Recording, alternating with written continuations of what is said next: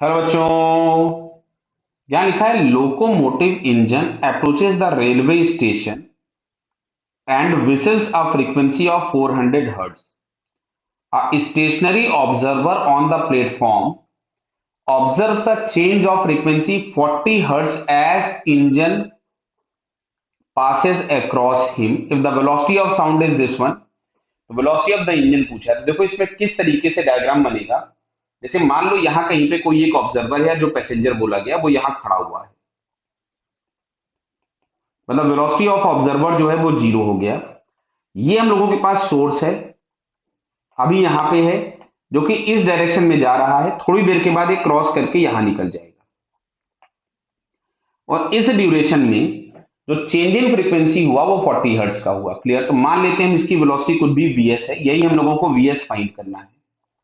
तो अभी अगर हम देखेंगे तो ये वाला डायरेक्शन प्लस है, क्यों? क्योंकि direction of sound is taken as positive और साउंड सोर्स से ऑब्जर्वर की तरफ जाता है। बाद में ये वाला डायरेक्शन प्लस हो जाएगा। तो अब अगर हम लिखेंगे पहले, तो Vs की जगह हम पहले प्लस Vs ही लिखेंगे, जबकि बाद में हम लोग Vs की जगह पे माइनस Vs लिखेंगे, क्यों? क्योंकि ये डायरेक्शन इसके अपोजिट है, इसलिए निगेटिव आ गया। और अभी अगर हम लोग देखेंगे तो ये वाला डायरेक्शन इसी तरफ में, इसलिए प्लस रहेगा। क्लियर। तो हम लोग जरा दोनों बार पहले एफ एपरेंट निकाल लेते हैं। तो यहां जो हम लोग रिलेशन लिखते थे, F apparent is equals to, हम लोगों को बेसिक रिलेशन मिलता है F actual V minus VO upon V minus Vs। Clear.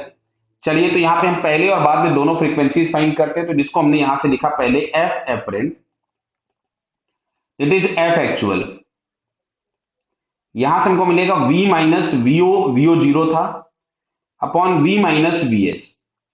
तो यहां से हमारे पास ये आ गया F apparent is equals to, F actual दिया गया था 400 हर्ट्ज, लिख देता हूं मैं इसको 400, into velocity of the sound दिया था 340। तो 340 अपॉन 340 माइनस Vs, ये हमारे पास पहले हो गया। बाद की बात करते हैं हम लोग, जिसको हम लोग कुछ एफ एपरेंट डैश लिख देते हैं। तो ये हमारे पास आएगा F actual, V minus VO तो जीरो हो गया, और जब यहां पे मैं नीचे माइनस रखूंगा तो ये हो जाएगा V plus Vs। Values put कर देता हूं, तो अगेन इट इज 400, और ये हम लोगों के पास आ रहा था 340 अपॉन 340 प्लस Vs। तो क्लियर। तो हमको दिख रहा है कि जो एफ एपरेंट है वो पहले वाला ज्यादा है, एफ एपरेंट डैश कम है, और इन दोनों का डिफरेंस है 40 हर्ट्ज। कितना है?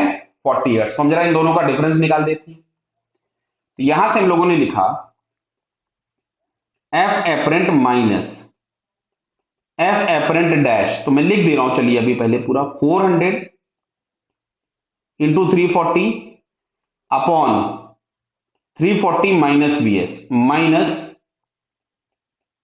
340 इंटू 400 बराबर है into 340 upon 340 plus Vs। Clear. और ये डिफरेंस हम लोगों के पास है 40 के बराबर। क्लियर। चलो मैं यहां से एलसीएम ले लेता हूं नीचे। पहले मैंने इसमें से, चलिए 400 इंटू 340 बाहर निकाल दिया। अब यहां पे मैंने एलसीएम ले लिया 340 माइनस Vs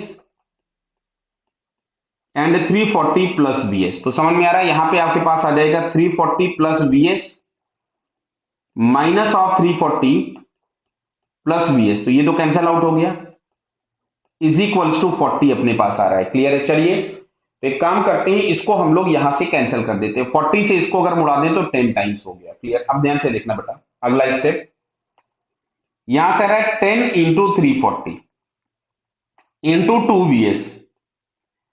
ये इक्वल में चला जाएगा, ये पूरा का पूरा टर्म, और ये लिखा है a माइनस बी और a प्लस बी। तो इसको मैं क्या a square minus B square लिख दूं, यानी 340 का स्क्वायर माइनस Vs का स्क्वायर। अब सुनना बेटा, यहां से एक छोटा सा अप्रोक्सीमेशन यूज कर रहे हैं कि जो वेलोसिटी ऑफ सोर्स होता है ये बहुत कम होता है, या ऑब्जर्वर की वेलोसिटी कम होती है, तो क्या इसके स्क्वायर के रेस्पेक्ट में मैं इसको नेग्लेक्ट कर दूं?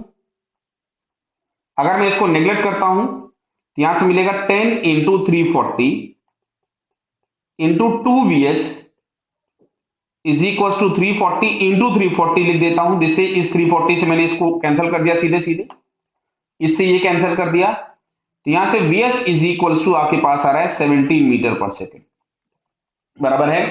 इट इज नियरली 17 मीटर पर सेकेंड। अब अगर हम लोग यहां पे चेक करेंगे तो 17 मीटर पर सेकेंड अगर हम लोग देखें तो 17 मीटर पर सेकेंड हम लोगों को यहां पे सी वाले ऑप्शन में दिख रहा है। Clear? So it's correct answer is C. Okay, अब जैसे कुछ लोगों को लगेगा सर ये 20 भी तो पास में था, तो बेटा ध्यान से देखो, मैं वापस आता हूं फिर से आपके पास पुरानी कैलकुलेशन पे। अच्छा, वीएस की जो भी वैल्यू होगी वो मान लेते हैं जो भी है वो नॉन जीरो होगी, क्योंकि यहां लगा है स्क्वायर। अब इस वाले टर्म में से मेरे को ये वाला टर्म और माइनस करना है, तो ये जो ओवरऑल वैल्यू होगी ये आपके पास जो भी ये आ रही है इससे थोड़ी छोटी आएगी, तो जो भी आंसर मिलेगा वो 17 या उससे छोटा मिलेगा, और 17 से छोटा कोई ऑप्शन नहीं दिया है इसमें, देखिए ध्यान से। इसलिए हम लोगों के पास 17 जो है वो करेक्ट आंसर है, तो C is the correct answer. Okay बेटा, ऑल द बेस्ट।